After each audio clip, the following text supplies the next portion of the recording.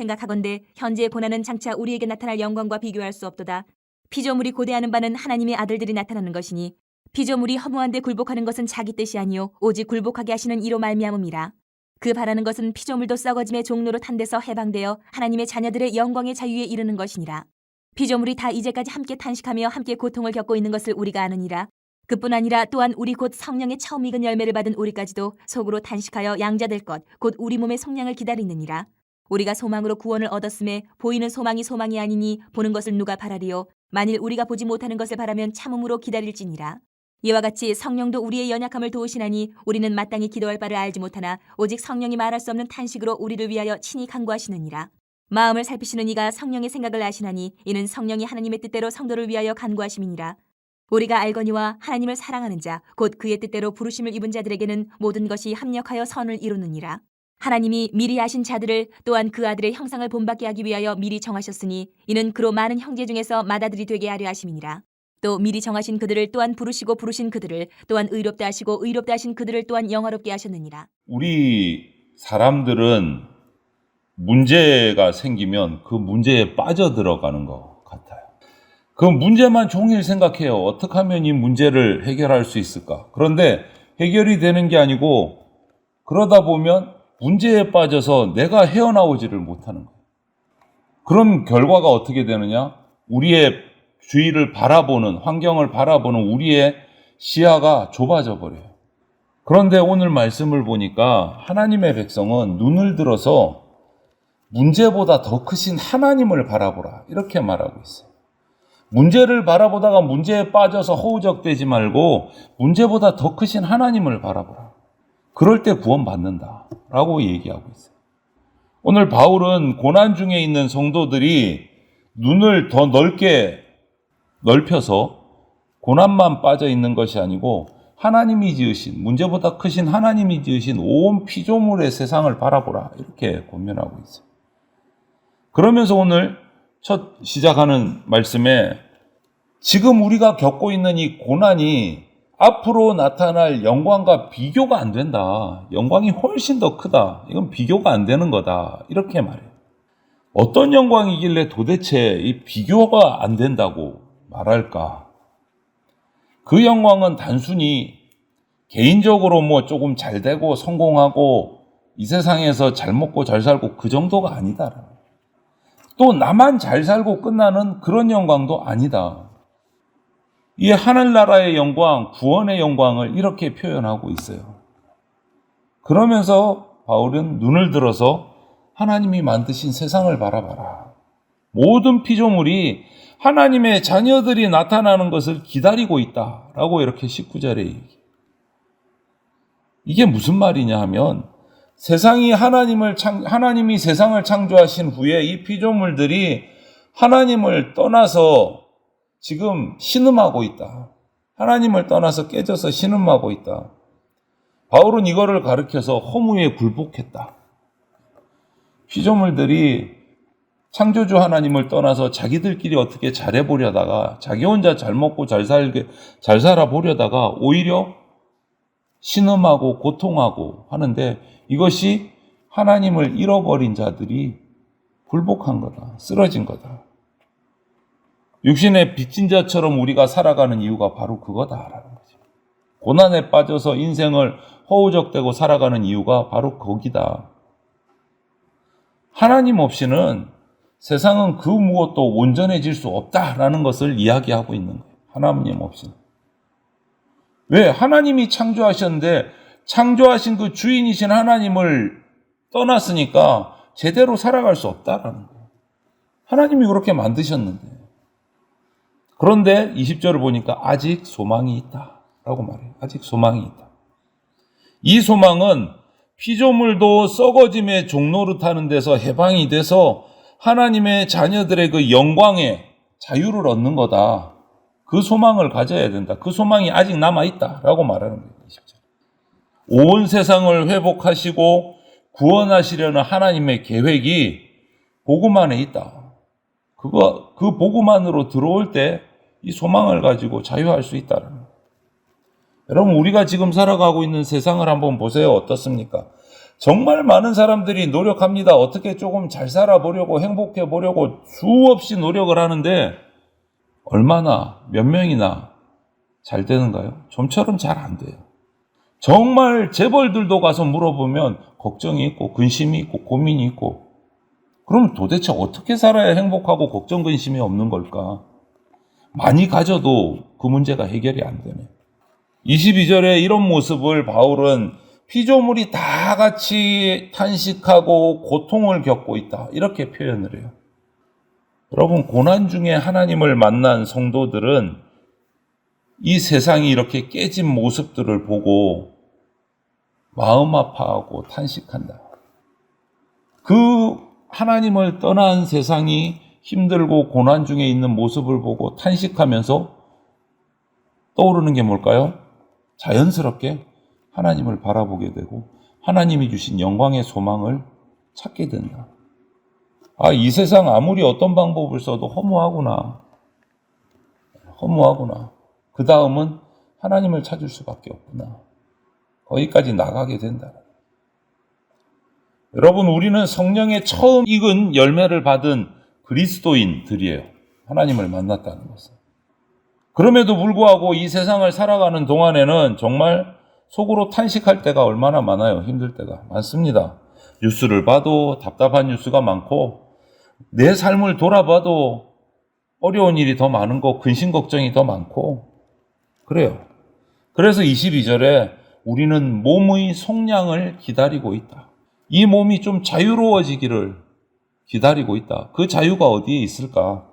여러분, 양자되는 것, 즉 성령의 처음 익은 열매를 받은 우리는 그날을 소망하는 거예요. 하나님이 우리를 자유케 해주실 날. 언제일까요? 주님이 다시 오시는 날이에요. 모든 것을 회복시키시는 날이에요. 우리는 그날을 기다리는 거예요. 주님의 재림을 기다리는 거예요. 이 땅에서 잘 돼야지, 잘 살아야지 해봤는데 그게 허무한 거다. 그럼 우리는 무엇을 바라야 되나? 우리의 소망은 무언가? 주님 다시 오셔서 우리를 그 고난 가운데서 자유케 해주실 날을 기다리는 거예요. 하늘의 소망을 가지는 거예요. 이런 소망으로 구원을 얻는다. 그것이 24절 말씀이에요. 이런 소망으로 구원을 얻는다. 바울은 미래의 구원, 또 지금 당장 현재의 구원, 이 모든 것이 따로따로 노는 것이 아니라 다 연결되어 있다라고 표현을 해요. 다 연결되어 있다. 하나님 나라는 이미 땅에 임했고 앞으로 완성될 것이고, 주님 오심으로 그 하나님 나라의 소망을 가진 사람들은 이 세상을 보면서, 탄식하는 모습을 보면서 하나님 나라를 다시 보게 된다. 탄식하지만 절망하지 않는다. 왜? 하나님 나라의 구원의 소망이 있기 때문에 나에게. 바울은 중요한 사실을 말합니다. 이 소망이 눈에 보이는 것을 바라보는 소망이 아니다라고 말해요. 이 중요한 거예요. 우리 하나님 나라의 구원의 소망의 본질은 지금 이 세상 내 눈앞에 떨어지는, 내 눈앞에 보이는 이런 거 아닙니다. 보이지 않는 소망이에요. 내 눈에 보이지 않는 소망. 보이지 않는 그 나라는 믿음으로만 볼 수 있어요. 그래서 성도는 눈에 보이는 것을 위해서 살지 않습니다. 보이지 않는 것을 바라보고 소망하고 사는 것이 하나님 나라 백성이에요. 우리의 소망은 어디 있습니까? 천국에 있습니다. 하나님 나라에 있습니다. 그래서 바울은 참고 기다려야 한다라고 말해요. 지금 보이는 것들이 허무하고 고난이고 답답하고 그렇지만 참고 기다려야 된다. 왜? 보이지 않는 하나님 나라를 하나님께서 확실하게 말씀으로 약속해 주셨으니까. 먼저 말씀하시고 그것을 지금까지 다 이루어 오셨어요. 하나님께서 말씀하신 것 중에 이루지 않고 지나간 것이 지금까지 단 하나도 없으십니다. 그럼 앞으로 이루어질 것이라고 말씀하신 것도 우리는 믿음으로 다 이루어질 것이라고 받아들이는 거예요. 그 사이에 우리가 가져야 될 덕목은, 믿음의 중요한 덕목은 바로 이거예요. 인내. 참고 기다리는 거. 지금까지 모든 것을 말씀하신 대로 다 이루어 오셨으니까 앞으로도 다 이룰 것이다 라는 그 믿음을 가지고 참고 인내하는 것이 우리 믿음의 원동력, 소망의 원동력이에요. 인내하는 것이. 다시 오실 주님은 우리 성도들 보고 야, 나 올 때까지 잘 참고 잘 한번 버텨봐. 잘 버티면 천국 갈 수 있어. 이렇게 말씀하셨느냐? 아니요. 그렇게 말씀하지 않으셨어요. 그동안 참고 기다리는 동안 우리를 그냥 혼자 두지 않으시고 함께 기다리고 도와줄 분을 우리에게 보내주셨어요. 그분이 누구십니까? 성령님이십니다. 성령님은 우리하고 함께 슬퍼해 주신다. 그렇게 오늘 말씀하고 있어요. 내가 약해서 안 된다. 나는 힘이 없어서 안 돼. 나는 믿음이 약해서 안 돼. 우리 이렇게 말하는 분들 종종 있어요. 이때 살펴볼 게 있어요. 주어가 뭡니까? 나요. 내가 약해서 안 된다. 내가 약해서. 그런데 성도는요, 인생의 주어가 내가 아니고 성령으로 바뀐 사람들이에요, 성도는. 내가 약해서 안 되지만 성령께서 나를 도우신다. 이게 성도의 모습이에요. 내가 약해서 안 된다는 저 하나님 떠난 사람들의 모습이고, 하나님 만난 사람들은 그 뒤에 붙어야 돼요. 내가 주어가 아니야. 나는 약해서 안 되지만 성령께서 나를 도우신다. 이게 성도의 모습이에요. 바울은 성령께서 우리의 연약함을 도우신다고 26절 상반절에 얘기하고 있어요. 성령께서 나를 도우신다. 바울의 이 고백의 주어는 뭡니까? 내가 아니고 성령이요. 성령께서 나를 도우신다. 날마다 나를 부인하고 성령 충만한 사람이 누굽니까? 그리스도인이요. 우리는 마땅히 기도할 바를 알지 못할 수도 있습니다. 약하기 때문에, 악하기 때문에. 그러나 성령이 말할 수 없는 탄식으로 우리를 위해서 직접 강구해 주신다라고 26절 하반절에 말씀하고 계세요. 우리를 위해서 나하고 같이 탄식하면서 하나님을 떠난 이 피조 세계의 안타까운 모습들을 보면서 같이 탄식하면서 같이 슬퍼하면서 같이 기도해 주신다. 우리를 혼자 내버려 두지 않으신다라는 거예요. 우리가 탄식할 때 성령님도 함께 말할 수 없는 탄식으로 함께 하시면서 기도해 주신다. 약한 우리를 탓하지 않으시고 너 그거밖에 안 되냐 이렇게 말하는 것이 아니고 같이 우리 옆에서 탄식하면서 기도해 주신다. 성령께서. 그리고 27절을 보니까 우리의 마음을 살피시는 하나님이 그런 성령의 생각을 알고 계신다. 우리 안에 계신 성령이 하나님 뜻대로 성도들을 위해서 간구하고 계시는데 하나님이 그것을 다 알고 계신다. 그러면서 28절에 뭐라고 합니까? 바울은 하나님을 사랑하는 사람, 곧 하나님의 뜻대로 부르심을 받은 자들에게는 모든 것이 합력하여 선을 이룬다라고 말해요. 모든 것이 합력하여. 이 모든 것에는 좋은 것만 들어가는 게 아닙니다. 고난도 들어가고 뭔가 좀 이상하다고 생각하는 것도 들어가고 우리가 볼 때는 이거는 아니잖아 하는 여러 가지 일들도 다 들어가는 거예요. 실패도 들어가고 성공도 들어가고 다 들어가요. 이 모든 것이 당장 보면 아닌 것 같은데 다 합력하여서 선을 이룬다. 어떤 사람들에게? 하나님을 사랑하는 사람, 하나님의 뜻대로 부르심을 받은 사람, 성도에게는 모든 것이 합력하여 선을 이룬다. 아무에게나 되는 거 아닙니다. 성도에게는 모든 것이 합력하여 선을 이룬다. 바울은 이것을 말만 하고 있는 게 아니에요. 믿고 있어요. 이렇게 된다는 걸 믿고 있어요.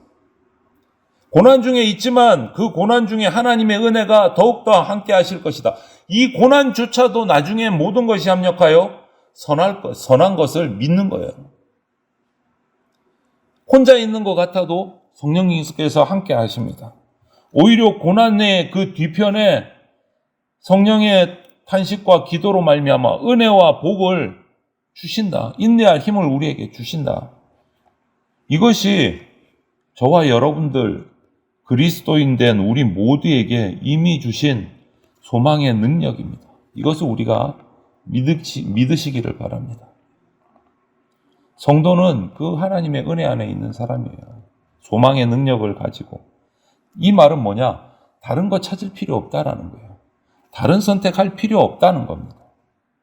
하늘나라 소망 붙들고 모든 것이 합력하여 선을 이룰 것이라는 것을 믿고 성령님과 함께 기도하면 되는 거지. 다른 길 찾지 말라는 거. 어디 다른 거 없나? 다른 좋은 길 없나? 찾을 필요가 없다는 거예요. 그러면서 오늘 29절에 확언을 해주십니다. 그래서 그 아들, 즉 예수 그리스도를 많은 믿는 자, 많은 믿는 형제들 중에 맏아들로 삼으셨다. 맏아들. 첫째 아들로 삼으셨다.